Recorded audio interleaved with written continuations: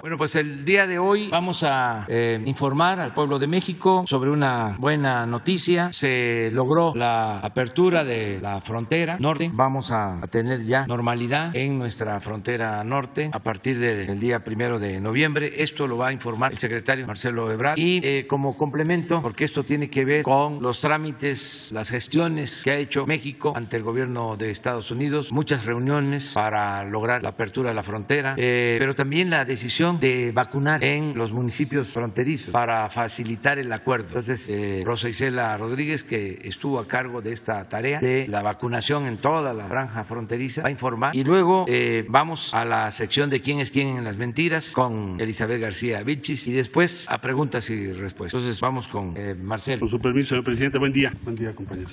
Informarles que, como ha dicho el señor presidente de la República, México planteó al gobierno de la administración Biden como prioritario la reapertura de las actividades regulares en la frontera norte de México, frontera sur de los Estados Unidos. Fue motivo de conversación especialmente durante la visita de la vicepresidente Kamala Harris a México. Como ustedes recordarán, fue uno de los temas que se comentó y se formó un grupo de trabajo desde entonces donde nuestra contraparte es el secretario Alejandro Mayorkas de DHS, que nos acaba de visitar para otra cuestión que es lo de seguridad, el viernes pasado. Entonces, merced al avance que tiene el Plan Nacional de Vacunación de México, que hemos estado compartiendo con ellos la información, igual que ellos, debo decir, también nos han compartido su información, es decir, qué avance tiene su vacunación en los municipios y estados que son fronterizos con México. Hemos estado entonces compartiendo la información y ya los promedios de vacunación en México, especialmente en la región norte, pero también en el resto del país, son muy elevados o son comparables con los que tienen en Estados Unidos. E incluso hay ciudades en México que tienen más vacunación que sus contrapartes en la otra. Entonces hemos venido trabajando, yo diría, muy estrechamente. El día de ayer sostuvimos a lo largo del día diversas reuniones con este tema en particular y me confirmó el secretario Mayorkas ayer por la noche que a partir de los primeros días de noviembre ellos van a determinar la fecha exacta, la daremos a conocer en cuanto la conozcamos, pero es iniciando noviembre, ya muy cerca. Se van a reanudar las actividades, quiere decir esto, se van a permitir los viajes terrestres y aéreos a Estados Unidos para las personas que están vacunadas. La base de la movilidad global va a ser la vacunación, por eso el énfasis que ha puesto el presidente de la República, además de por supuesto salvar las vidas de las y los mexicanos, el énfasis que ha puesto para acelerar el proceso de vacunación. Entonces, comentarles a ustedes que el día de hoy vamos a tener, por supuesto, otras reuniones, mañana también y la siguiente semana, para muchos detalles que estaremos dando a conocer en combinación con las autoridades correspondientes en México, es decir, con el sector salud.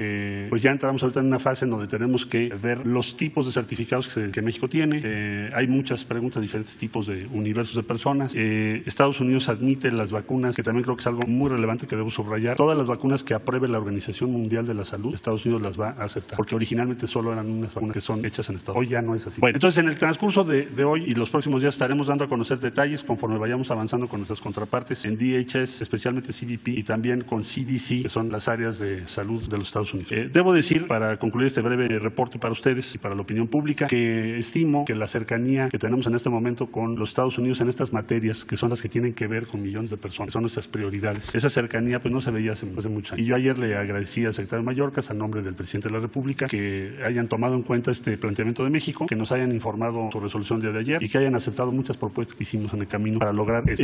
Por supuesto, cierro este comentario, como ustedes recordarán, cuando fue el diálogo económico de alto nivel, se incluyó la frontera. Entonces, la siguiente reunión o intercambio entre México y Estados Unidos en esta materia va a ser también coincidente con la reapertura de las actividades. Es el 9 de noviembre o 9 o 10 de noviembre. Tendremos el siguiente paso de este diálogo económico de alto nivel, que tiene como objetivo activar, acelerar el crecimiento, la actividad económica en la región de la frontera norte de México. Yo sería cuánto, señor presidente. Con su permiso, señor presidente, y por su instrucción, hubo específicamente dos situaciones que ayudan a la apertura, a la reapertura de la frontera norte. Y tiene que ver con la vacunación en la frontera norte, pero también con el nivel de vacunación en todo el país. Gracias al Plan Nacional de Vacunación que está encabezado por el presidente de México, el licenciado Andrés Manuel López Obrador, se pudieron hacer estas actividades por su instrucción para terminar la vacunación en todo el país y ya se lleva un nivel muy alto de esta vacunación, sobre todo la primera dosis. Y a continuación recordaremos cuál fue el Plan Nacional de Vacunación en la frontera norte que ayudó, que es una de las acciones que ayudan precisamente el día de hoy a la reapertura de la frontera. Primero, rápidamente adelante, decir que se han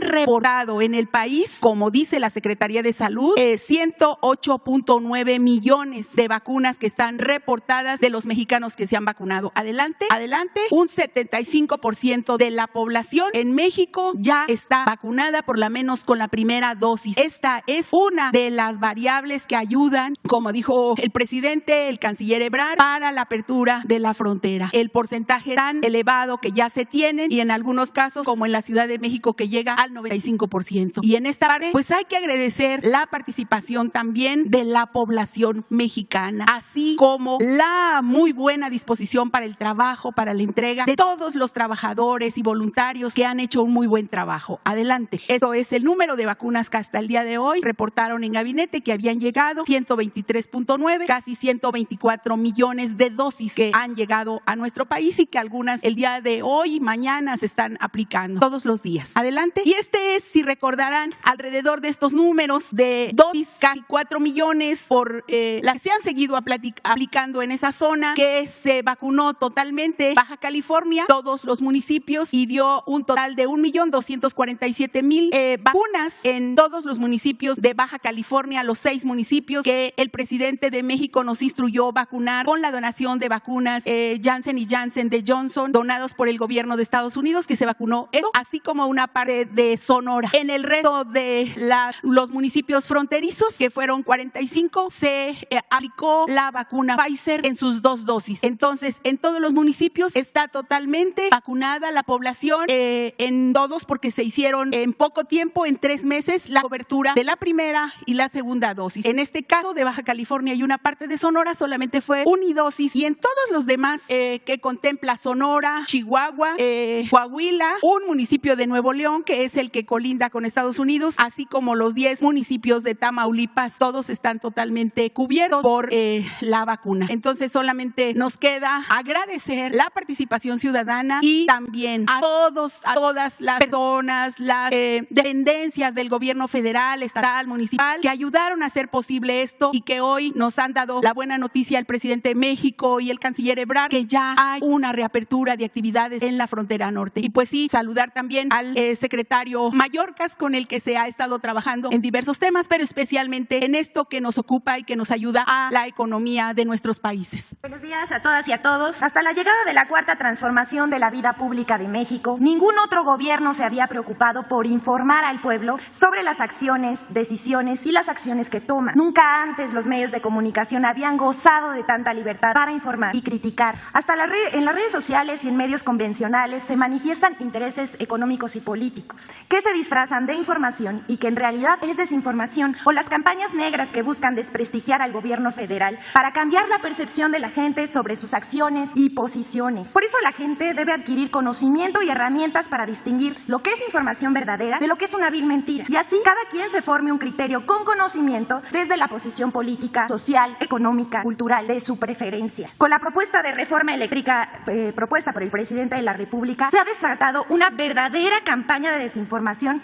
en medios y redes, plagadas de noticias falsas y prejuicios disfrazados de información. En un análisis elaborado por la Comisión Federal de Electricidad sobre la cobertura informativa, se puede ver el sesgo en los medios de información tradicionales y digitales. De un análisis de 2.641 notas publicadas en radio y televisión, periódicos y páginas web, la Comisión Federal detectó 1.100 notas negativas, 41.65%, frente a 105 notas positivas, que equivale al 3.5%. El resto, 1.436, fueron notas informativas, pero la desproporción en el balance es evidente. Por cada nota positiva hay más de 10 negativas, como se ve aquí en la gráfica. Este es el análisis realizado por una instancia oficial. No obstante, la desproporción observada curiosamente coincide con el análisis hecho por la empresa Intelite, especializada en los medios de comunicación. De acuerdo con el estudio de Intelite, de 2.301 notas, 615 fueron negativas, frente a 87 positivas. El dato más fuerte encontrado es que apenas poco más del 3% de las notas publicadas han sido positivas. Saque usted sus conclusiones. Por tipo de medio, resulta que en la radio la proporción es de 9 notas negativas por una positiva. En medios impresos es de 6 negativas por una positiva. Y en televisión, 6 negativas por una positiva. Ambos casos registran el resultado de la campaña lanzada por la derecha. Las empresas afectadas por la reforma, como FEMSA, Coca-Cola y sus aliados, en medios de información y redes, con notas y reportajes que tuercen la información, con argumentos no veraces, con videos alarmistas, infografías engañosas y las voces de presuntos especialistas que mienten abiertamente para descalificar la reforma eléctrica. En muchos medios divulgaron información falsa, por ejemplo, de que la reforma subirá las tarifas de luz porque es más cara la electricidad de la Comisión Federal de Electricidad, que se perderán empleos, que ya no se podrá tener paneles solares, que se van a expropiar empresas, que se afectará al medio ambiente y un largo etcétera. Simplemente se van a cambiar las reglas del mercado y el Estado asumirá el control del sector eléctrico nacional, poniendo en el centro al interés público sobre el privado. Aquí les compartimos esta información que por sí misma explica por qué las empresas de energía y sus supuestos socios no quieren la reforma, porque se acabarían sus privilegios. ¿Cuánto paga una familia mexicana por la electricidad en promedio? El Oxxo, Walmart o Bimbo pagan menos por la electricidad que utilizan. Aquí está la imagen, es muy clara. Un hogar mexicano paga 5.20 pesos por kilowatt. Oxxo paga 1.80 por kilowatt, menos de la mitad. Bimbo y Walmart pagan 1.70 pesos por kilowatt, 3 veces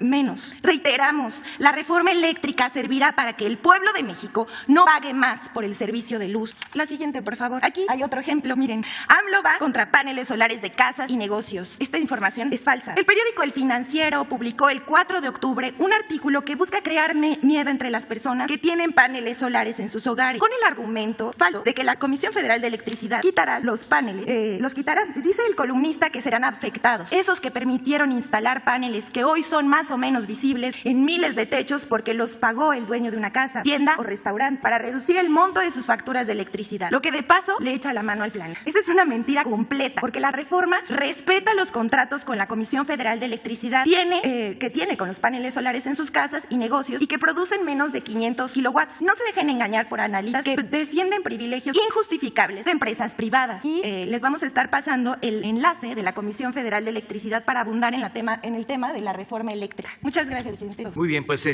vamos a nada más a agregar en vacunación, que ayer fue un buen día. ¿Por qué no ponen la gráfica? Se vacunaron más de 1 millón de personas. Eso es muy importante. Como decía Rosa Isela, es agradecer pues a todos los que participan en las brigadas Correcaminos, agradecer a soldados, marinos, médicos, enfermeras, promotores, autoridades municipales, a los gobiernos estatales, a todos que ayudan para que la población se proteja con la vacunación. Entonces vamos avanzando, vamos bien. Quedaron pendientes para preguntar Lourdes Peña, Hans Salazar, José Sobrevilla, Carlos Guzmán y Eduardo Esquivel. Empezamos con Lourdes. Muy buenos días, señor presidente. Gracias por darme la palabra. Saludo a todos los que están acompañándolo y a mis compañeros de la prensa. La primera pregunta, presidente, es con relación a la reforma eléctrica que usted está presentando. Como hemos visto, hay un lado sincronizado en contra de la reforma eléctrica. Nosotros en Barlovento Informa estamos comprometidos con pues esa propuesta que está haciendo usted y le queremos preguntar sobre toda esta infodemia que se genera en torno a la probable violación que se dé con tratados internacionales, entre ellos el Tratado de Libre Comercio, el Tratado de Comercio México, Estados Unidos, Canadá, que se podría haber afectado. Esto sabemos que usted ha dicho y ha explicado que no es verdad. Sin embargo, como hay muchísima información, sobre todo de Acción Nacional, en torno a esto,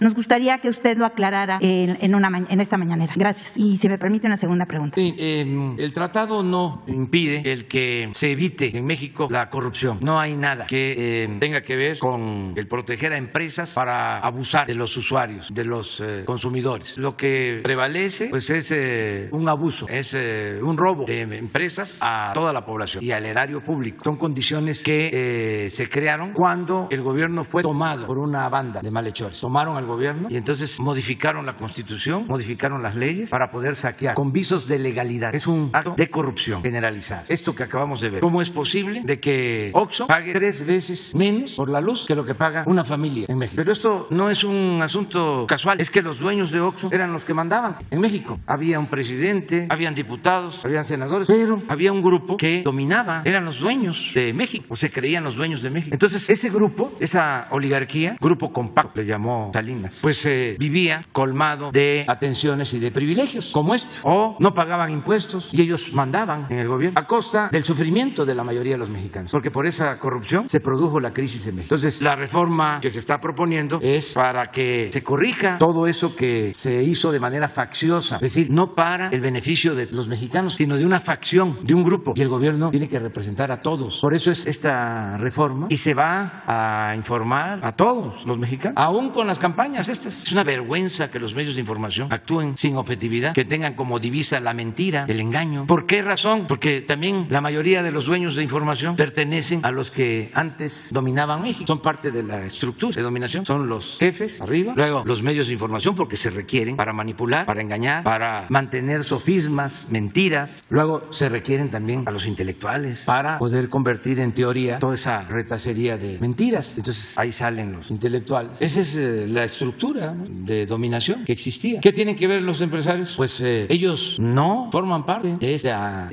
oligarquía. La mayoría de los empresarios padece el que tiene una tienda de abarrotes, paga 3, 4 veces más que lo que paga el Oxxo, el pequeño empresario, el mediano empresario, la mayoría. Pero los jefes hablan en nombre de todos los empresarios y nosotros no estamos en contra de los empresarios, al contrario. Imagínense si no hacemos nada, ¿qué nos esperaría si nos quedamos con los brazos cruzados? La quiebra de la Comisión Federal de Electricidad. Y se apoderan por completo del mercado de la electricidad los de Iberdrola. ¿Por qué los medios de información de México no informan de lo que está pasando en España con Iberdrola, que es la que tiene el monopolio de la distribución de la energía eléctrica? ¿Cómo han elevado los costos? ¿Y a quién afectan? A todos, no solo al consumidor doméstico, a las pequeñas, medianas empresas. ¿Cómo se va a desarrollar un país si la energía eléctrica es cara? ¿Cómo se desarrollan las industrias? Por ejemplo, la industria del acero, que tiene una gran oportunidad ahora por el Tratado de Libre Comercio. Si los costos de energía eléctrica están por los cielos, ¿cómo competimos? Y para la industria del acero es fundamental el contar con consumo de energía eléctrica. ¿Cómo se industrializa el país? Entonces, la reforma eléctrica no contraviene el tratado, al contrario, es para que México tenga todavía más ventajas comparativas, para que lleguen más inversiones y que podamos mantener el compromiso con los usuarios de no aumentar el precio de la luz. Porque esto además no es nuevo, no es que apenas empieza el proceso de privatización. Esto lo comenzaron desde hace 30 años. Con Salinas. Con Salinas, con las reformas a leyes secundarias, violando la Constitución. ¿Dónde están los constitucionalistas? ¿Dónde están los abogados? Todos silenciados, alineados, sometidos. Se violó la Constitución porque se reformó una ley secundaria para entregar concesiones que impedía la Constitución, entregar concesiones a particulares. Desde Salinas. Pero ¿por qué no se analiza? Y un día vamos a hacer aquí la comparación de los precios de la energía eléctrica. Desde que empezó la política privatizadora, ya lleva 2, 3 décadas. Contratos entregados a 20, a 30, a 40 años. Como lo de los ferrocarriles. Contratos a 40 años. Los puertos los entregó Salinas. Bueno, una concesión en Veracruz de 100 años. Un siglo. Entonces, eso no tiene nada que ver con el libre mercado. No tiene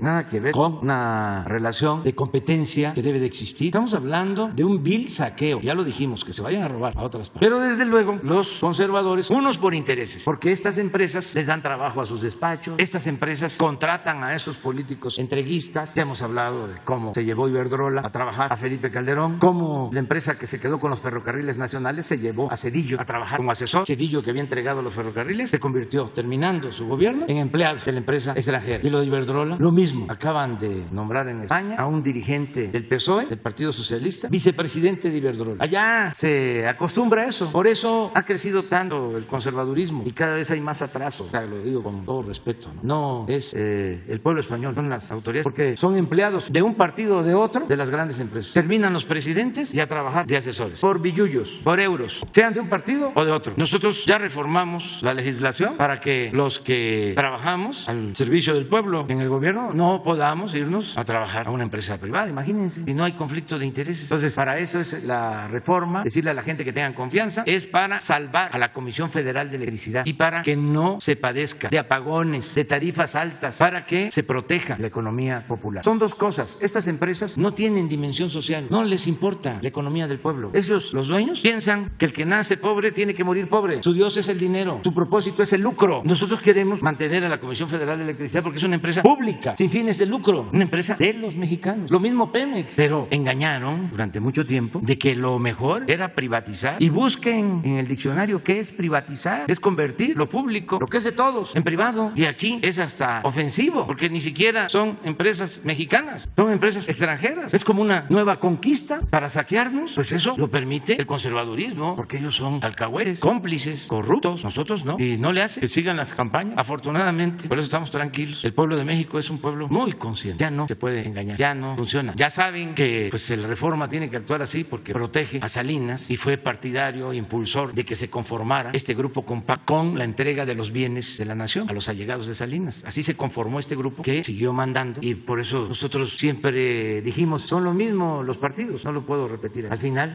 el tiempo nos dio la razón y ahora ya están así, punto, unidos, ya fuera máscaras. Presidente. Y al servicio de los potentados. Imagínense una foto. El señor Claudio X González, hijo del patriarca, del principal representante de los potentados, fue asesor de Salinas. Y su socio. Y también metido en el negocio de la privatización eléctrica. Junto con José María Córdoba Montoya. Sí, junto con Montoya, José Córdoba Montoya, asesor de Salinas. Acabo de ver una foto hace 2 días, no sé si es igual. Pero está este señor, el hijo, Claudio X González. Luego el de la Coparmex, la Confederación de Empresas, ¿no? Patronal, sí, que no tiene que ver con los empresarios, no confundamos. Esta es una cúpula. Están los dos, Coparmex y Claudio, y los líderes de los partidos del bloque conservador. Una vergüenza, hermano. Lo que pensaría el general Cárdenas, Adolfo López Mateos, incluso Gómez Morín, Maquio. ¿Qué es esto? De veras, una promiscuidad política nunca vista. Pero todo es esto, los billullos. Aquí está, no está el de la Coparmex. Ah, sí, claro. Este es el de Claudio. La vida pública es pública, no es ninguna campaña en contra. Es que se cuestiona al presidente, pues aquí nadie es intocable. Ya se acabó aquello de que no se podía tocar al intocable. Pero mire, es Claudio, es el que estaba de Coparmex. Y ya, por respeto, pues ya no me meto con los líderes de los partidos. Pero está la foro, es histórica. ¿Cuántos años? Décadas. Hablando de que estaban enfrentados, engañando, cuando son lo mismo, defienden los mismos intereses. Pero en fin, ya es otra cosa. Lourdes. Presidente, nada más una sugerencia antes de ir a la siguiente pregunta que tiene que ver con un tema que a usted le interesa mucho y que es eje de la cuarta transformación, que es la corrupción. Me permito sugerirle, sin el afán de promover a nadie, sino solamente de contribuir a que se haya más foros a favor de esta reforma eléctrica que desde luego tiene una prioridad nacional y que es de seguridad nacional. A personajes tales como la doctora Josefina Morales de la Universidad Nacional Autónoma de México, que ha estudiado el tema energético desde hace muchísimos años, Aníbal García, el compañero Ángel Guerra, Alonso Arrioja, todos especialistas, incluyendo a la periodista de investigación Jesús Cervantes, de Proceso, que es la que devela todos estos contratos de Salinas de Gortari con Claudio X y con Córdoba Montoya. Me parece que abrir foros sería importante, dada la infodemia que hay sobre el tema. Esa es una simple sugerencia. Sí, el propósito es que se informe, que la gente conozca bien sobre este tema, con la idea de que la política no solo es asunto de los políticos, la política es asunto de todos y que todos nos volvamos expertos, que dicen los técnicos, no, esto es muy complejo, esto no lo entiende el pueblo. ¿Cómo no? Es sencillo de explicar y de entender de cómo se aprovechan unos a costa del sufrimiento de otros. Entonces vamos a estar informando y ojalá y en el Poder Legislativo también se convoque a foros y que participen todos, desde luego los empresarios, que participen comerciantes, que participen los expertos, académicos, periodistas, los ciudadanos, todos, que se dé información. Si se hubiese informado antes de la aprobación de la reforma energética, no se hubiese aprobado esa reforma. Y más si se hubiese consultado. Acuérdense que reunimos firmas para que se llevara a cabo una consulta, que le preguntara al pueblo y negaron la consulta. El Poder Judicial, la Suprema Corte, claro, todo ya arreglado entre el Poder Legislativo, el Ejecutivo y el Poder Judicial. Entonces la gente no supo de que iban a entregar bloques, grandes extensiones del territorio nacional para que empresas privadas sacaran el petróleo. Se aprobó así, no les dio tiempo de entregar todo el territorio, entregaron 110 contratos, pero grandes extensiones. Más entregaron áreas en donde sabían que había petróleo, porque había un contubernio con los técnicos, con los especialistas, directivos de Pemex, y habían exploraciones que se habían hecho y sabían dónde había petróleo. Y fueron a lo seguro, ganaron las famosas rondas. Nada más es tanta la especulación que recibieron los contratos, recibieron las concesiones y no invirtieron para sacar petróleo. ¿Saben qué han hecho? Han vendido en el mercado financiero las concesiones. O sea, ya muchos de los que recibieron las concesiones ya no las tienen, ya las vendieron, ya están en fondos de inversión. Pura especulación, porque aceptando sin conceder, ya entregaron las concesiones. Pues que se tenga cuando menos el beneficio de la producción, que decían que iban a extraer millones de barriles de petróleo. Nada, 20,000 barriles de petróleo. Eso es lo que ha dado como resultado la entrega de los 110 contratos. Pero las utilidades que han obtenido en el mercado financiero por la especulación es de miles de millones de dólares. Entonces es lo mismo. Vamos a que se conozca más sobre la reforma energética y en el caso particular de la reforma eléctrica, que se conozca más sobre el litio, por ejemplo, porque tengo información, es mi trabajo, de que es un mineral codiciado, más que otros, del cual va a depender el desarrollo de nuevas tecnologías. Y esto tiene que ver con las nuevas generaciones. Entonces tenemos que proteger este mineral codiciado. Y este mineral es de la nación, no permitir que pase a manos de corporaciones o de poderes hegemónicos. Entonces es lo que contiene la iniciativa iniciativa, la reforma eléctrica, y poco a poco va a ir explicando. Es un interesante proceso. Presidente, la última pregunta, si me permite, le digo que tiene relación con un tema central de la Cuarta Transformación, que es la corrupción. Usted sabe perfectamente que la corrupción le cuesta a los países entre un 5 y un 10% del Producto Interno Bruto, lo cual es altísimo, pero pues en realidad la gente no, los ciudadanos pues poco lo sabemos. A Barlovento Informa ha hecho una investigación en España con relación a la embajada. Y bueno, pues a finales del gobierno de Enrique Peña Nieto, Luis Videgaray privatizó un espacio con inmunidad diplomática y le dio el cargo a Jimena Caraza, cuñada de Claudio X González. Y está como directora de la casa de este Instituto de la Cultura allá en Madrid. Y esta señora también ha dirigido en España dos instituciones que usted desapareció: el Consejo de Promoción Turística de México y ProMéxico. Durante todo el periodo neoliberal ha sido funcionaria de la embajada y la prensa registra innumerables casos de corrupción que la acusan. Además, tiene un sueldo de 570,000 pesos que cobra como directora y un bono por 50,000 como consejera de Ralia. La pregunta es, ¿por qué no se ha incorporado a esta institución, a la embajada, y opera como una embajada paralela allá en España? Porque sigue este elefante de corrupción, presidente. Gracias. Sí, se están viendo todas estas anomalías porque son asociaciones. Hay una parte que tiene que ver con empresas españolas, con el gobierno español, y otra parte que tiene que ver con el gobierno de México, lo de la Casa de España en México. A eso te refieres, ¿verdad? Sí.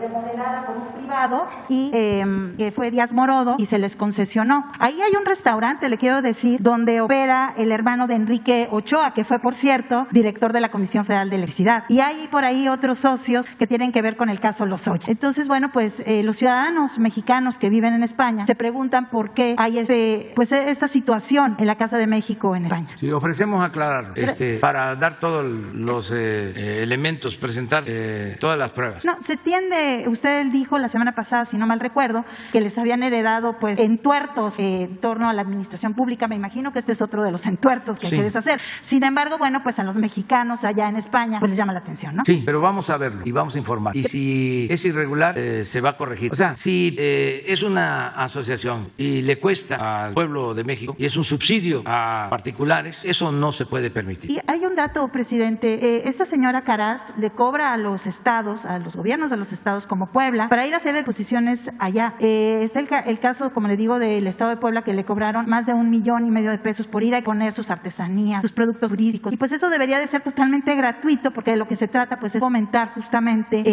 la cultura mexicana en el extranjero. Sí, vamos a informar, pero también los gobernantes de los estados y también las dependencias federales, ¿cómo se va a ir a hacer una exposición en una asociación privada o semipública pagando si existe la embajada? Pero el comodato se la dio el gobierno de Madrid al gobierno mexicano. Ese es el asunto, ¿no? Sí, eso es lo que vamos a ver, en qué condiciones está la Casa de España en México. Yo ofrezco que vamos a revisar. Porque además usted, cuando fue jefe de gobierno, bueno, pues hizo toda una movilización justamente para que España tuviera la Casa de España en México. Entonces, aquí está cerca, sí. Y bueno, pues fue en reciprocidad y creo que es en realidad para los mexicanos, ¿no? Sí. Gracias, presidente. Buenos días. Muy bien. Hans.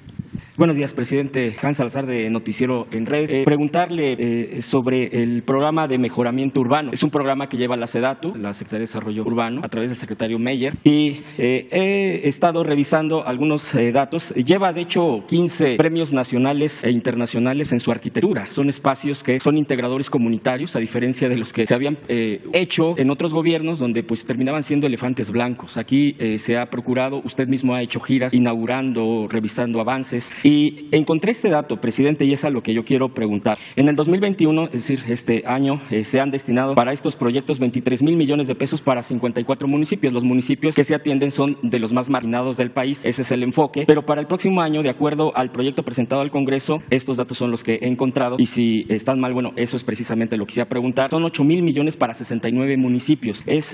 No tiene ningún comparativo con la cifra que se está utilizando. Y me parece que son temas muy importantes que se pudieran estar. Yo he visitado algunos espacios y son verdaderamente obras de arte. Repito, son 15 los que se han reconocido. Y también preguntarle, eventualmente, si se pudiera incluso aquí en la mañanera presentar algunos de estos, por ejemplo, los galardonados o los que están nominados para ser galardonados, pues también para que se conozcan y se difundan más. Entonces le preguntaría por el presupuesto y por la posibilidad de que aquí se pudieran estar dando cómo se han avanzado en estos proyectos integradores comunitarios, presidente. Bueno, para responder rápido, y además porque sí es muy interesante que se conozca, que es un buen plan que no se conoce mucho. Le vamos a pedir a Román Meyer que esté aquí el viernes y que presente todo el plan. ¿Te parece? Sí, y del presupuesto también. Todo. Esto comenzó en las ciudades fronterizas y en las ciudades turísticas para enfrentar o contrarrestar las diferencias, los contrastes. En Acapulco, en Vallarta, en Los Cabos, en Playa del Carmen, donde hay hoteles de gran lujo, pero hay colonias marginadas, sin servicios, sin espacios para los jóvenes. Entonces así comenzó. Lo mismo en ciudades fronterizas, ya sea Tijuana, Juárez, en Matamoros, en todas las ciudades. Se está trabajando, atendiendo las colonias marginadas,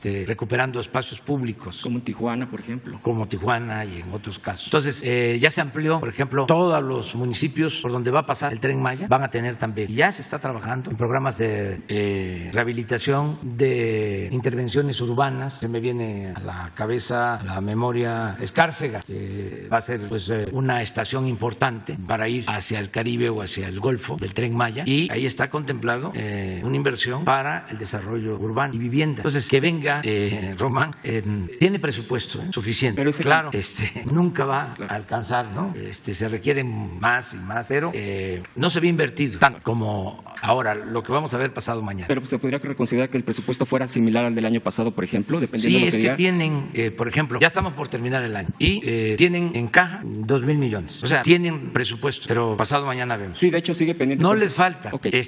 Y como son programas prioritarios, de mucho apoyo, prácticamente no hay límite, no hay techo financiero. De hecho, como comentario nada más, aquí también le vine a exponer lo del mercado de Puebla, que ya se está revisando y se está esperando que en estos días, entiendo yo, porque está incluido el presidente, bueno, ya será presidente municipal de Puebla, está revisando la continuidad de este proyecto, nada más como comentario que fue uno de los temas que vine a exponer de este programa. El siguiente punto, presidente, quisiera yo preguntarle, a propósito de lo que fue a Michoacán usted y que ya se ha tocado aquí, respecto a esta reunión de trabajo que se tuvo con el nuevo gobernador allá, y todo este despliegue que se va a hacer precisamente por ser una zona pues de alta violencia, de esta conflictividad que pues ya lleva bastantes años y que incluso se agudizó el año pasado, en el gobierno pasado. Preguntarle, estamos a un par de días de que la nueva gobernadora, Evelyn Salgado, en Guerrero, esté tomando posesión, y Guerrero es un estado, usted sabe perfecto, pues lo ha recorrido no sé cuántas veces, seguramente pueblo por pueblo, ya no digo de municipio, es una zona de pobreza de décadas, e incluso en las propias notas, en las propias difusión de las redes, ha habido problemas muy similares a otros estados donde la conflictividad de falta de pagos, el tema de tanto de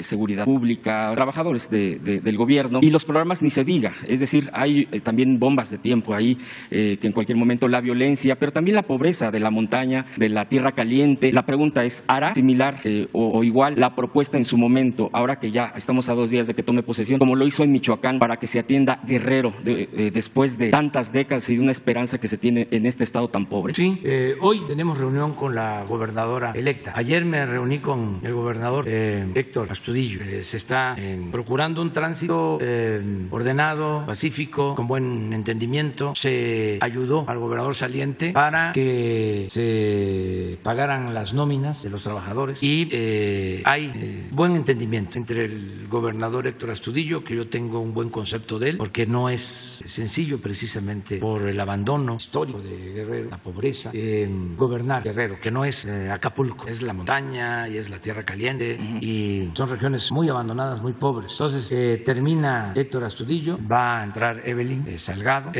va a tener todo nuestro apoyo. Hoy nos reunimos con ella y yo tengo una gira a Guerrero, voy a la montaña, voy en 10 días de este fin de semana que vamos a estar en Baja California, el siguiente vamos a Guerrero y voy hasta Metlatono, vamos a Malinaltepec, a Metlatono, a San Luis Zacatlán, a toda la montaña, y me voy a reunir con todas las autoridades de todos los municipios. Esa es la región, considero, más pobre de México. He estado ahí varias veces desde hace muchos años. La primera vez que fui creo que fue en 1996 y me estuve una semana allá en Tlapa, y de ahí salía yo a visitar todos los municipios, una semana.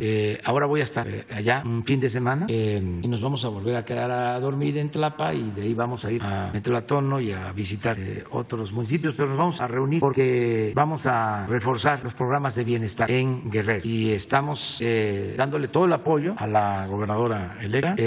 Tenemos que continuar garantizando la paz, paz, la tranquilidad. Se avanzó, había muchísima violencia, muchos homicidios, sobre todo en Acapulco. Se redujo la incidencia delictiva en el caso particular de homicidios. Hay zonas en donde tenemos que dar atención especial. Nos preocupa y nos ocupa Iguala, de nuevo.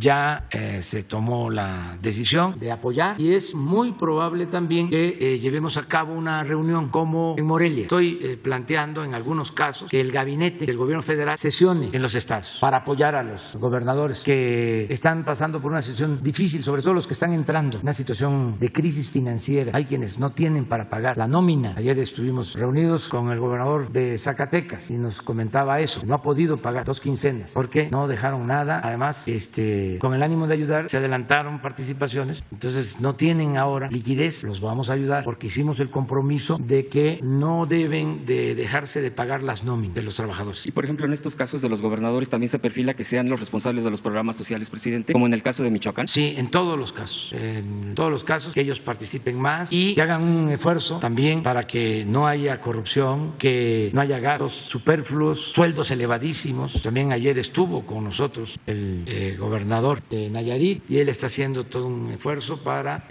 gastar menos en el aparato burocrático y nosotros vamos a ayudar, pero que no haya desvíos de fondos, porque lo nuestro, la ayuda es adicional. Claro. Nosotros entregamos puntualmente lo que les corresponde y esto es de ahorros del gobierno federal. Les estamos ayudando, porque aquí en lo que es el gobierno federal no hay corrupción y hay austeridad. Yo estaba viendo, ojalá y pueda Victoria Rodríguez enviarte el informe sobre el ejercicio del gasto, sobre todo en presidencia. Cuando llegamos nosotros, ese año 2018, presidencia ejerció 3.600 millones. Ya ahora llevamos ejercido, ya va a terminar el año, 400 millones. Cuando mucho van a ser 600 millones. 3.000 millones menos. De 3.600 a 600. Y no somos más, pero tampoco somos menos. O sea, funciona la conducción del gobierno con menos dinero. Presidente, si los nuevos gobernadores le pidieran asesoría con su equipo para cómo llegar a esas austeridades de acuerdo a su experiencia, ¿les brindaría esa ayuda de asesoramiento? Lo estamos haciendo. Les estamos recomendando, primero, que atiendan lo de sus finanzas, que las limpien, que hay un saneamiento de las finanzas, que ajusten sus estructuras, que reduzcan los sueldos. Es que hay sueldos en los estados de 300,000 pesos mensuales. Mucho aparato burocrático, mucho gasto superfluo. Entonces, es Juárez, y ahí está la fórmula. No puede haber gobierno rico con pueblo pobre. La justa medianía, lo que decía el presidente Juárez, austeridad republicana. Entonces, ahí hay ahorros. Hay gobiernos estatales que destinaban hasta 500 millones de pesos a publicidad. Pues, ¿cómo no va a haber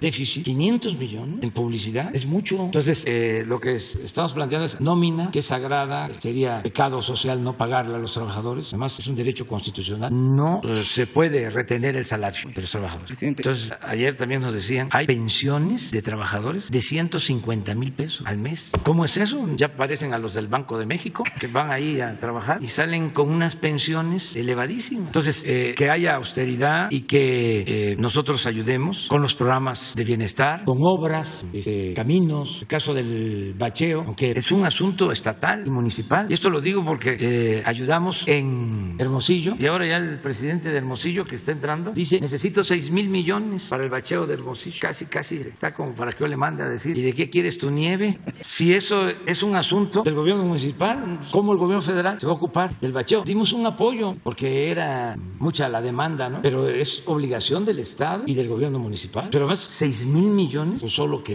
tenga pensado en poner concreto a todas las calles. Y eso manejando el dinero con honestidad le podría alcanzar para todo. Pero eso es un asunto que tiene que ver con gobiernos locales. ¿Qué vamos a hacer? Les adelanto, si me da tiempo. El fin de semana voy a firmar un acuerdo para regularizar los carros que ya están en México, carros irregulares, se van a regularizar porque se usan a veces para cometer ilícitos y no hay un registro. Entonces los vamos a regularizar todos. Se va a dar un permiso, se les va a reconocer la posesión del vehículo. Van a pagar una cantidad no excesiva, justa, porque también hay mucha gente que utiliza esos carros porque no tiene para comprar un carro de agencia y con esos carros llevan a sus hijos a la escuela y llevan a cabo sus actividades. Entonces vamos a hacer un registro, una inscripción de todos esos carros, van a pagar un derecho, una contribución, va a ser una aportación y ese recurso se le va a dejar a los estados para que lo utilicen precisamente en mejorar las calles. Ahora sí que va a estar etiquetado para que no haya baches, todo lo que se obtenga. Vamos a empezar con los 7 estados fronterizos y después vamos a ir viendo otros mecanismos para el resto de los estados. Muy bien, presidente. Por último, en torno a la reforma eléctrica, es que el Instituto Nacional de Electricidad y Energías Limpias,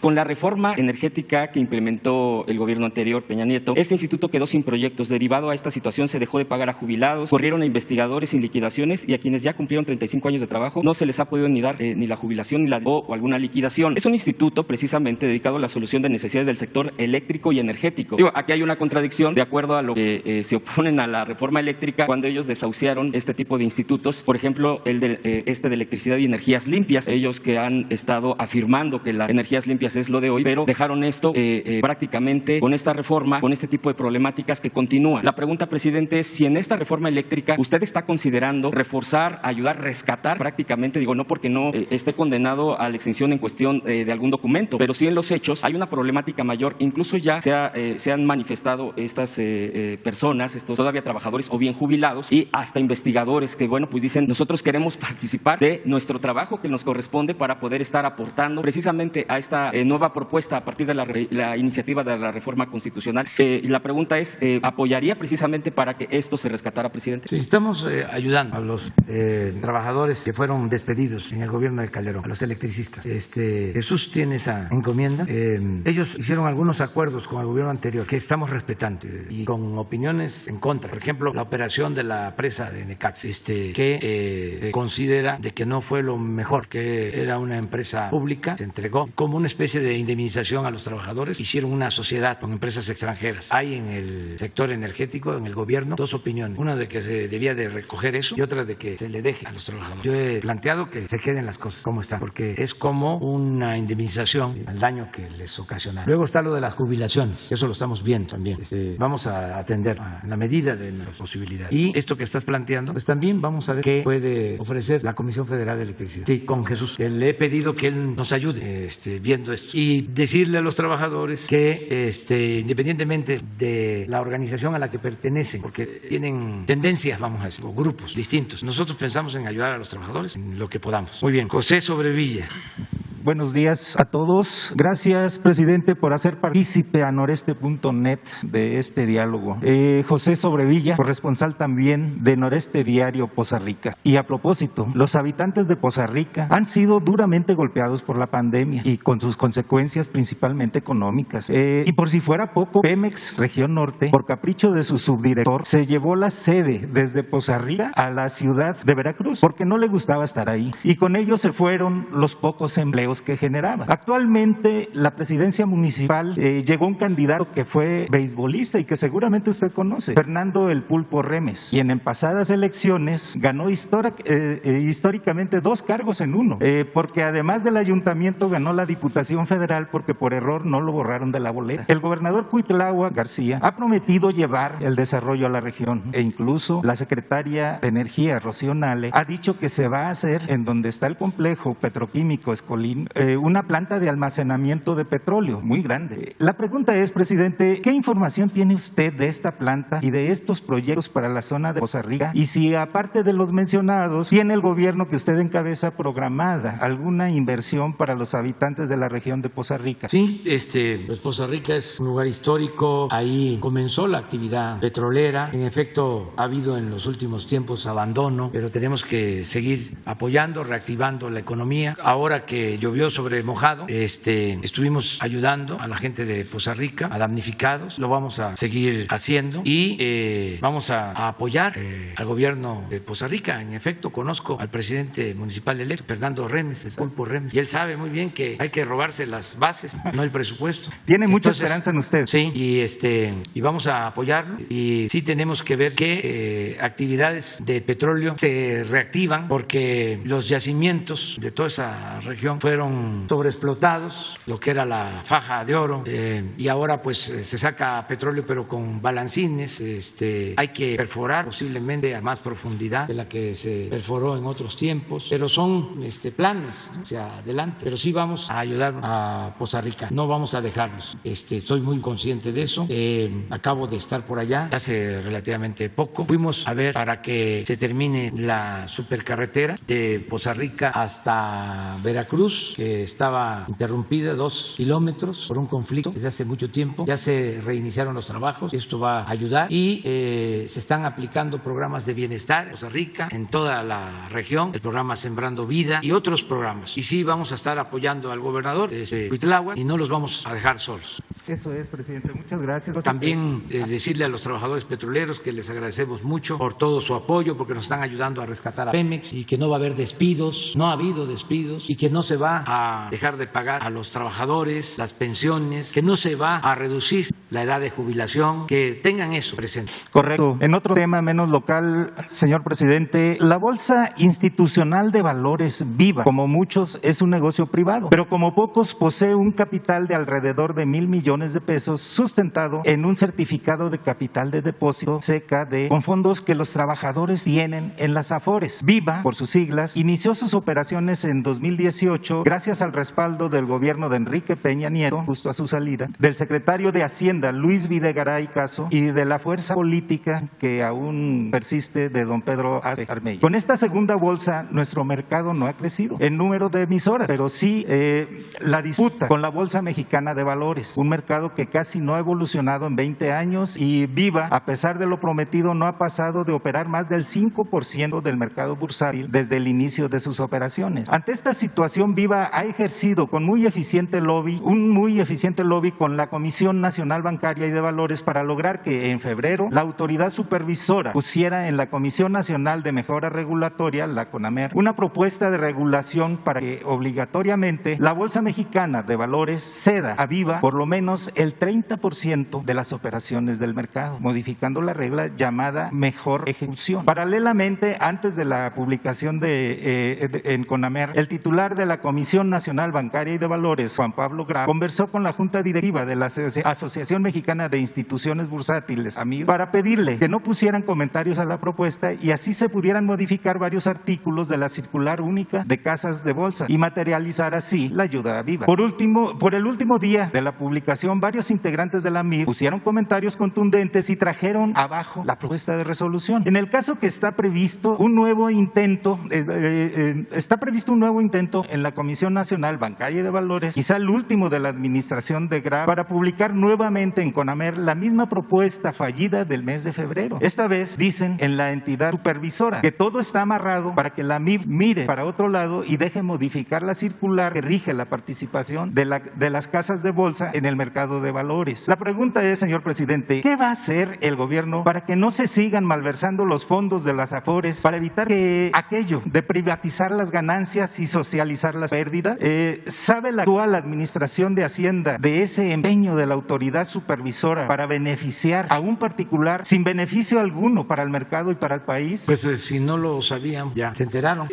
Vamos a pedirle a Rogelio Ramírez de la secretario de Hacienda que informe sobre este tema. Te pido de favor que con Jesús te pongas de acuerdo y Rogelio va a emitir una opinión, el secretario de Hacienda, del que depende la Comisión Nacional Bancaria y de Valores.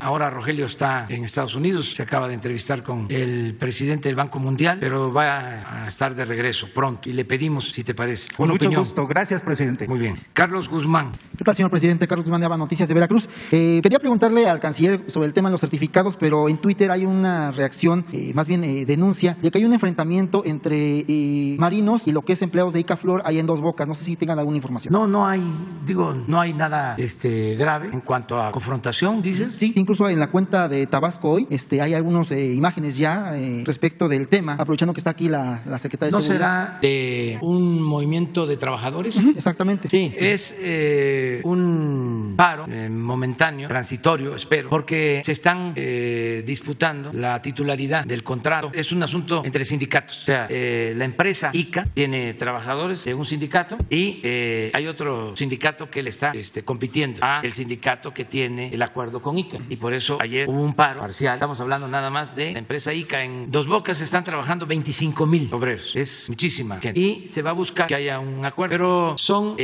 asuntos que tienen que ver con los líderes. Saben que a mí no me gusta andarme por las ramas. No, lo sabe todo, hay que ser. Sí, que se están peleando por el contrato. Pero es un asunto de líderes. Nada más no voy a mencionar aquí cómo se llaman los sindicatos porque no tiene caso. Pero ellos ya saben. O sea, si no se están enterando, que ya estoy informado y que se porten bien. Porque no es que se esté pagando mal a los trabajadores. Tienen todas sus prestaciones y tienen sus sueldos justos. El problema es que que se pelean los sindicatos, los líderes, para tener el control. Esto antes estaba muy generalizado. No se podía hacer ni un camino porque un sindicato de transportistas era el que ponía las condiciones de cuánto vas a pagar por el material y cuánto me vas a pagar por el transporte. Si no, no trabaja. Así era, ya no. Entonces, pero sí hay eso en Dos Bocas. Eso fue ayer. No, incluso ahorita en Tabasco, hoy que es en la página que me estoy basando, hay un...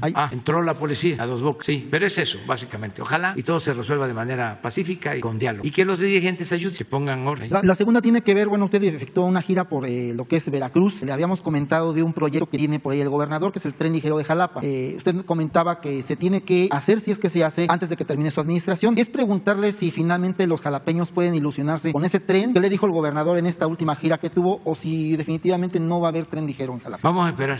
Es que no queremos iniciar nada que no se vaya a terminar. Es decir, que dejemos inconcluso. Entonces, no tenemos el proyecto ejecutivo. Nos va a llevar un tiempo. Estamos viendo esto con Cuitlahua para ver si podemos tener el proyecto y que podamos terminar de hacer el tren. Y ya finalmente, si me permite, bueno, está aquí Rosicela, que fue secretaria de Gobierno de la Ciudad de México. Usted fue jefe de gobierno en la Ciudad de México. Hace unos días la jefa de gobierno, Claudia Sheinbaum, anunció que se cancelaba lo que es la construcción del segundo piso en el caso de Calzada Zaragoza. Lo traigo al cuento porque incluso ayer hubo una denuncia de inseguridad en Ecatepec. Seguramente usted desde muy chico, desde que estudiaba la prepa, se acuerda de compañeros que le decían que los municipios conurbados tienen mucho el problema de la relación con el caso del Estado de México. Pero no es nada más prioridad de lo que es Ecatepec, sino es en todas las zonas conurbadas que se han construido. Ver si en su proyecto de gobierno, en su plan de gobierno, contempló el que las zonas metropolitanas puedan tener una sola autoridad. Nos estamos refiriendo en el caso de Ciudad de México, que pueda tener, digamos, la policía que se tiene en Ciudad de México por el tema de seguridad, que pueda estar en Ecatepec, que los municipios puedan pertenecer a la Ciudad de México en este caso. Igual Guadalajara, igual Monterrey, Tijuana, la comarca que usted fue a lo que es el agua saludable para la laguna, que son proyectos metropolitanos y que finalmente se puede hacer lo que en la década de los 80s mucha gente deseaba que en Nezahualcóyotl perteneciera, en el caso, a la Ciudad de México o al DF. Es que se contempla alguna posibilidad. También eso ayudaría mucho al nivel de vida de muchas personas, entre ellos Ecatepec, que es el municipio más urbanizado de América Latina, si no mal recuerdo, señor presidente. Sí, en Ecatepec estamos trabajando. Los programas a los que hizo referencia Hans de desarrollo urbano se están aplicando en Ecatepec y en otros municipios del Estado de México, de la zona metropolitana de la Ciudad de México. Y también se está llevando a cabo un trabajo coordinado con las autoridades de la ciudad y las autoridades del Estado de México. Lo que va a ayudar mucho es el que termine de consolidarse la Guardia Nacional, porque esa es una corporación para garantizar la seguridad pública más allá de las fronteras de los estados. Entonces, vamos a tener cuarteles en Ecatepec, en todos los municipios de la Guardia Nacional, lo mismo aquí en la Ciudad de México. Si se ha avanzado aquí en la Ciudad de México, independientemente de lo que ha hecho la policía de la Ciudad de México, la preventiva, la auxiliar, la bancaria, la ministerial, ha ayudado mucho también la participación de la Secretaría de Marina, de la Secretaría de la Defensa, de la Guardia Nacional, el trabajo de coordinación. Les comento que cuando dijimos que íbamos a crear la Guardia Nacional en la Ciudad de México, como había esa campaña de que se iba a militarizar, la jefa de gobierno me comentó de que a lo mejor aquí no hacía nada. Respetamos y les dijimos está bien, pero luego cambió de opinión porque es de sabios, de sabia cambiar de opinión. Y luego que siempre sí, la Guardia Nacional y la Secretaría de la Defensa y Marina, y estamos todos coordinados aquí. Y en la ciudad, ayer lo decía yo, se ha reducido considerablemente la incidencia delictiva para los capitalinos. No así en el caso del Estado de México. O sea, tenemos ese pendiente, pero estamos seguros que vamos a avanzar más.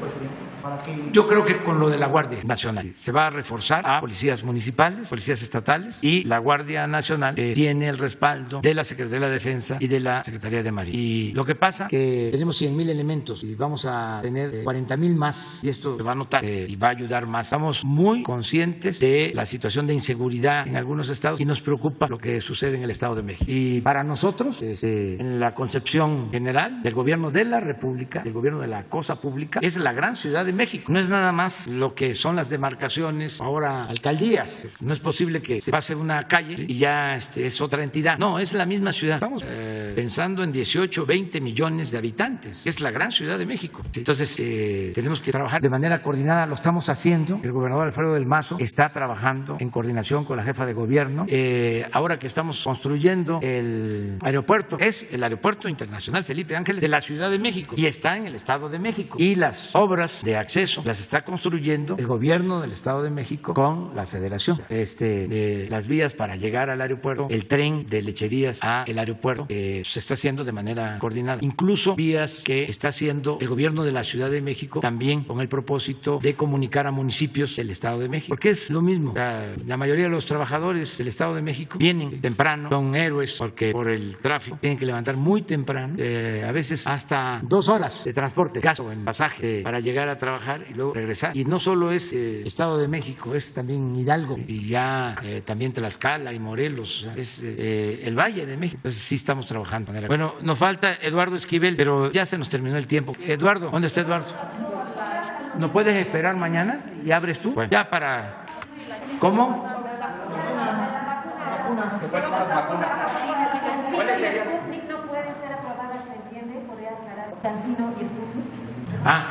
Ya lo explicó aquí, Marcelo.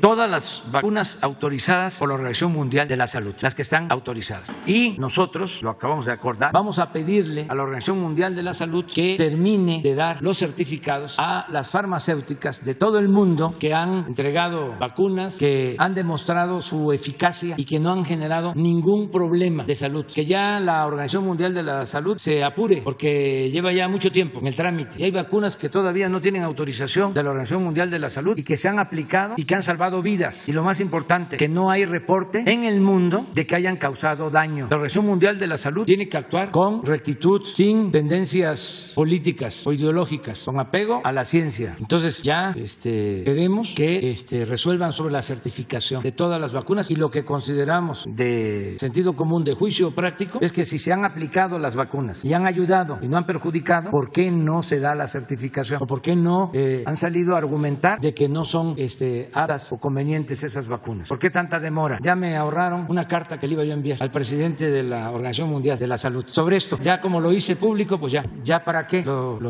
se lo mando a decir por escrito. Ese es mi punto de vista, porque ya ha pasado mucho tiempo y esto no tiene que ver con banderías partidistas o ideológicas o políticas. Esto tiene que ver con la ciencia. ¿O cómo ven ustedes? ¿O creen ustedes de que el que se pone una vacuna de una farmacéutica puede cambiar de manera de pensar? ¿Se acuerdan que se decía que introducían un chip para...? No. Son derechos humanos universales. La Organización Mundial de la Salud debe de actuar con imparcialidad. No, yo creo que esto ya se va a resolver. Es que en todos lados hay burocracia, hay elefantes reumáticos que hay que estar empujando. Bueno, nos vemos.